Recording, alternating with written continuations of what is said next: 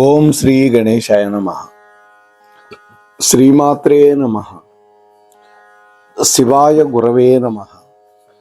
శ్రీకృష్ణ పరబ్రహ్మణే నమః. శ్రీరామాయ నమః. శ్రీ గురుభ్యో నమః. నారాయణం నమస్కృత్య నరం చైవ నరోత్తమం దేవీం సరస్వతీం వ్యాసం తతో జయముదీరయేత్. సచ్చిదానంద రూపాయ విశ్వోత్పత్యాదిహేతవే తాపత్రయ వినాశాయ శ్రీకృష్ణాయ వయం నమః. ప్రియ భగవద్బంధువులారా, మన మోహనవాణి ఛానల్ ద్వారా గత 48 రోజుల నుంచి నారాయణ భట్టతిరి గారి ప్రణీతమైనటువంటి శ్రీ నారాయణీయ కావ్యంలో ఈ రోజున 45వ దశకాన్ని వినబోతూ ఉన్నాం. ఇందులో బలరామకృష్ణుడి యొక్క లీలలు. ఆనందాదిఫునింటికెల్ల తోడవై అన్నయ్యయున్ నీవుయున్ సానందంబుగా ఉత్సల చరణ గుంజన్ ముంజా మంజీర సింజానాదమున పెంగలించి కరమాస్ఫాలించి జానుద్వయం మానం బ్రాకుట చూడ ముచ్చట కదన్నా దేవకీ నందనా. ఓ దేవకీ నందన, ఓ కృష్ణ, నీ అన్నయ్య అయినటువంటి బలరామ సహితుడవై చేతులతో జానువులతో ప్రాకుచూ, చేతులు జానువులు, జానువులు అంటే మోకాళ్ళు, అప్పటికింకా నడక రాలేదన్నమాట. అందువల్ల చేతులతోటి మోకాళ్ళ మీద పాకుచు నందరాజు యొక్క భవన భాగాలని సర్వశోభనం చేస్తూ మంజు మంజీర సింజామధురంగా చరణ కంజములను ఆడిస్తూ మీరిద్దరూ క్రీడలాడుతూ ఉండగా చూడ ముచ్చటగా ఉంది కదా గోప గోపికులందరికీ, నీ తల్లిదండ్రులందరికీ కృష్ణ అన్నాడు. అంటే భగవంతుడు కాళ్ళకి చేతులకు కంకణాలు, కాళ్ళకి మంజీరములు, వాటికి ఉండేటటువంటి గంటలు చిరు గజ్జలు గల్లు గల్లుమని మృదుమధురంగా నాదం చేస్తూ ఉంటాయి. అలా మీరు తిరుగుతూ ఉంటే ఆ నందరాజు యొక్క భవనంలో చూడటానికి 2 కళ్ళు సరిపోవు కదా కృష్ణ అని అంటున్నారు వాళ్ళు. అలకలు మోముపై గునిసియాడగా కొంచెమైన నవ్వుల పలు మొగ్గలను తళుకు బొంపిరివోవక రత్న కంకణావళి మణికట్టులందు పొదువన్ చరణములు పద్మరాగ కంతులు గులకింప మీ సొబగుతోచను విశ్వ విమోహనముగన్. ఓ కృష్ణ, మెల్లమెల్లగా నవ్వుతూ, ఆ నవ్వినప్పుడు మీ దంతముల యొక్క కాంతులు వెన్నెలలు కురిపిస్తూ ఉంటే మీ యొక్క నీలపు రంగులో ఉండేటటువంటి అంటే నల్లటి కురులు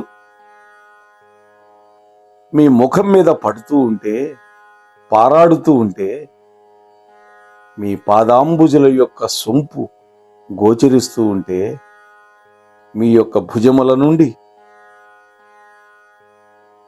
బాజుబందులు జారిపోయి ముంజేది కంకణాలను చేరుతూ ఉంటే మిమ్మల్ని చూసేటటువంటి విశ్వ మానవ కోటి మనస్సులని మీరు హరిస్తూ ఉన్నారు కదా కృష్ణ.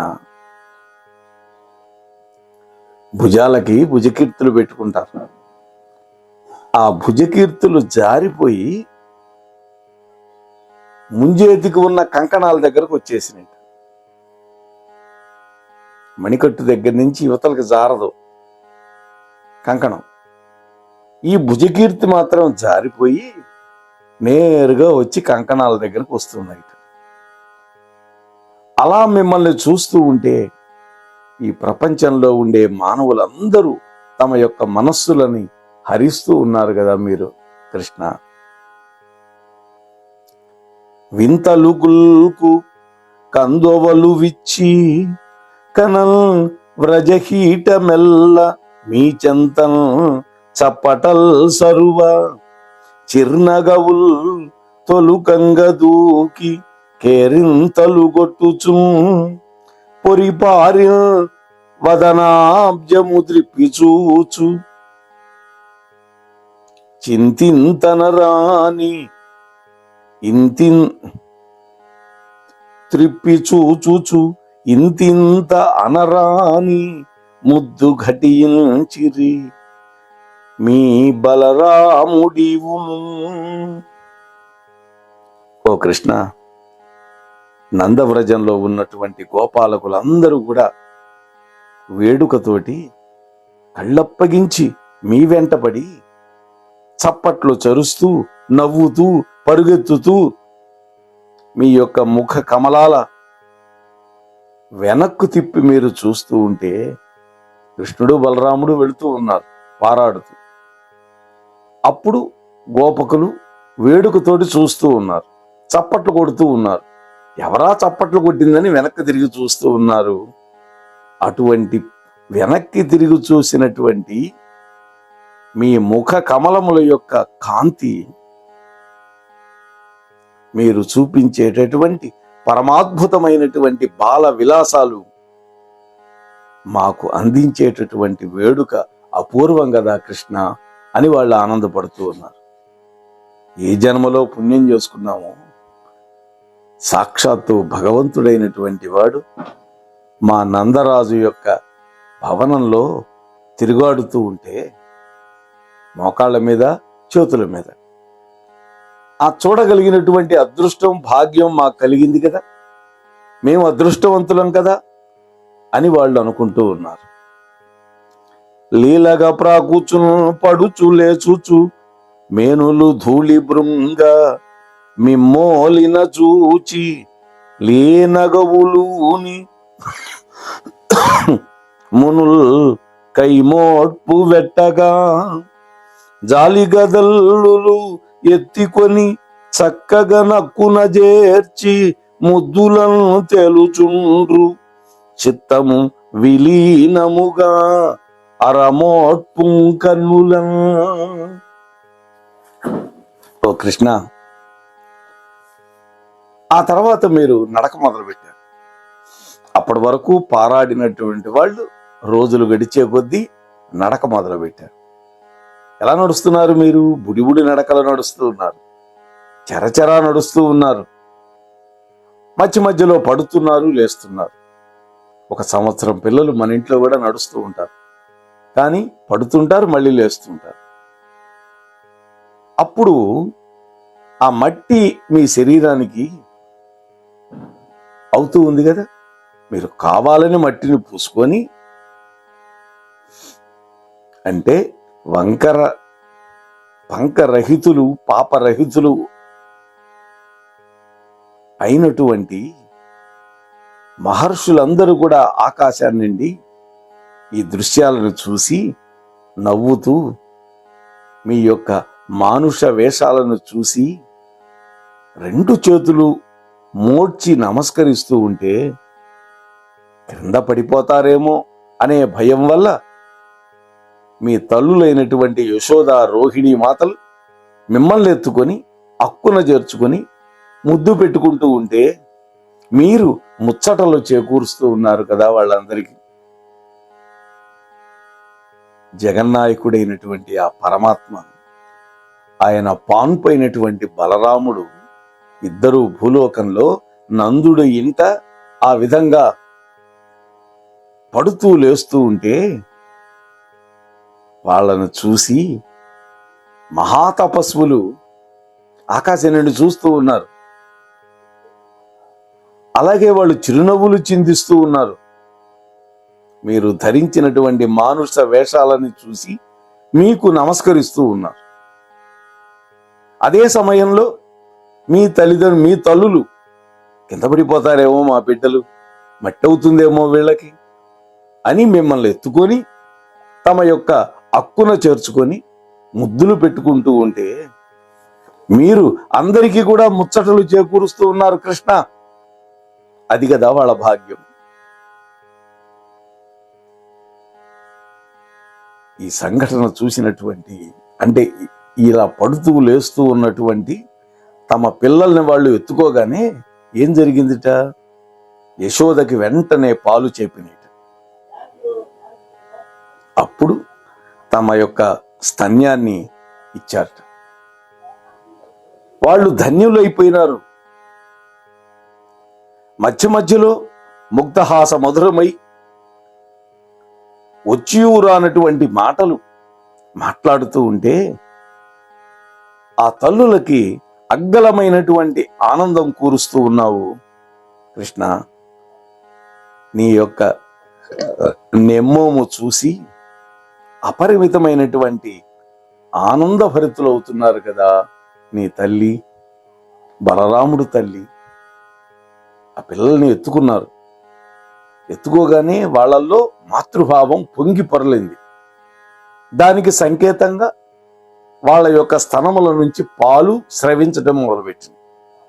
వెంటనే ఆ పాలని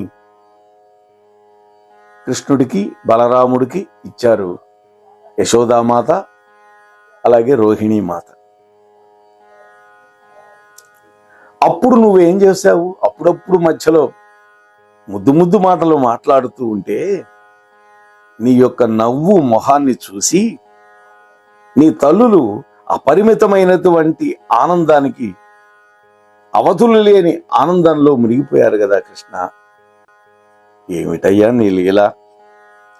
నడకల్ నేర్చి కుమార గోపకులతో నానా శిశు క్రీడలను దుడుకుల్ చూపుచు ఇల్లిల్లు తిరుగుచున్ దూకించుచున్ లేగలన్ వడిమై పెంపుడు పిల్లులను చిలకలను బట్టెన్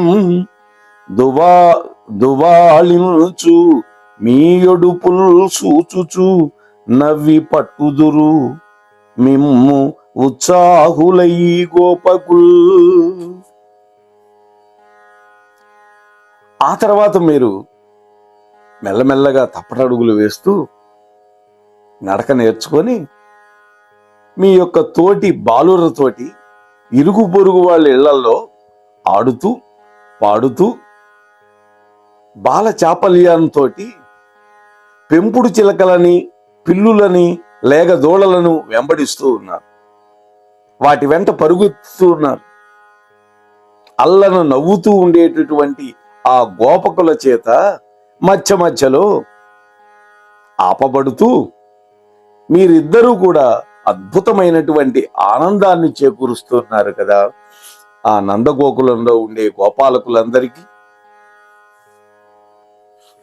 హలధరుతోడ నీమసలు నట్టియడం తమ చూపు వ్రాలగా లలనలు పుత్రమిత్రహితులను తలపోయక ఇంటి కృత్యముల్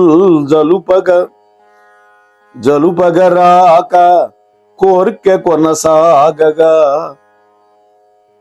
తద్గత చిత్తవృత్తులై వలపుల ముచ్చటల్గొనిరి అవారిత భావ నిరూఢి గోపికల్. ఇందాక పద్యంలో గోపాలులు ఎలా ఆనందపడ్డారో చెప్పారు భట్టతిరి గారు. ఈ పద్యంలో గోపికలు, ఆ గోపికలందరూ కూడా బలరాముడితోటి నువ్వు ఎక్కడెక్కడ తిరుగుతూ ఉంటావో అక్కడక్కడ వాళ్ళు కూడా వివసులైపోయి రెండు కళ్ళు అప్పగించి ఇంటి పనులు కూడా చేయడం అనుకొని వాళ్ళ యొక్క బిడ్డలను దాసీ జనానికి అప్పజెప్పి ఎంతో వేడుకతోటి మీ లీలలని దర్శిస్తూ ఉన్నారు కదా. అంటే ఇక్కడ పరమాత్మ యొక్క దివ్యమైనటువంటి లీలలు దర్శిస్తూ వాళ్ళు వాళ్ళ యొక్క శరీరాన్ని మర్చిపోయారు. మొదటిది వాళ్ళ స్థితిని మర్చిపోయారు, అలాగే వాళ్ళ పిల్లల్ని మర్చిపోయారు, ఇంటి పనులు చేయడం మర్చిపోయారు. అంటే ఎవడైతే పరమాత్మ యొక్క దివ్య దర్శన లాలసతోటి ఉంటాడో వాడు మాత్రమే ధన్యుడవుతాడు. గోపికలు ఆ పని చేశారు కాబట్టి వాళ్ళు పుణ్యాత్ములైపోయారు. వాళ్ళంతా తర్వాత స్వర్గానికి వెళ్ళగలిగారు.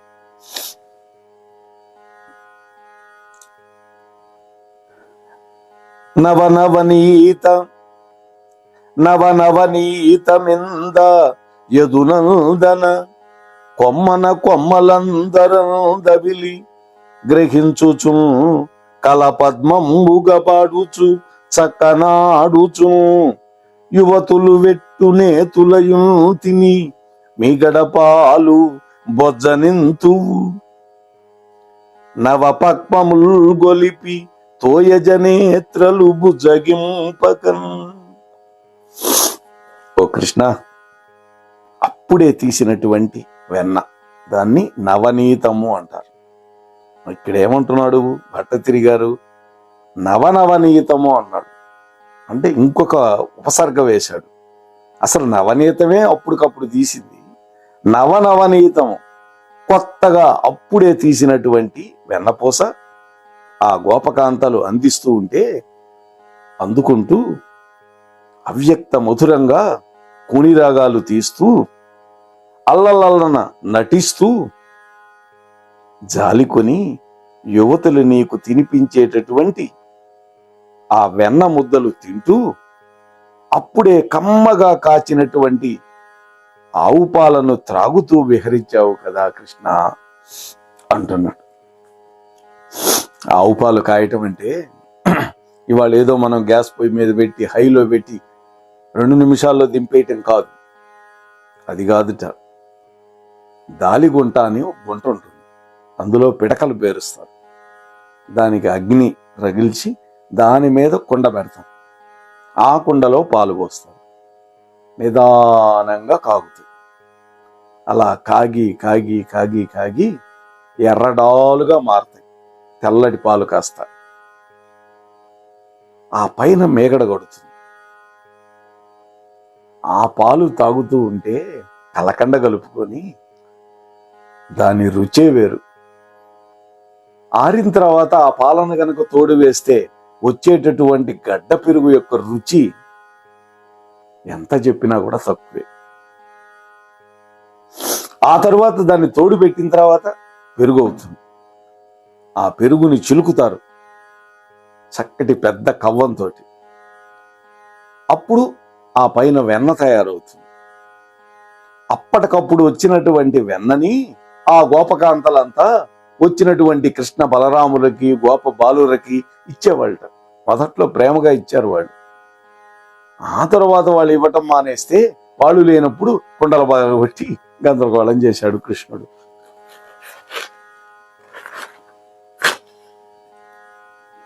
బలి యాచించితిగాక ఇప్పుడు బలావర్గము యాచింతునే అలుపై అలుసైపోయేదనన్న నిశ్చయముతోన యాచనా వృత్తికెవ్వలను పూర్తిగా స్వస్తి చెప్పి ఇప్పుడీ పాల్పెరువులు వెన్న మృత్యులు నీ కొంటెతనాలకు దిగుట లక్ష్మీ మానచోరా హరి.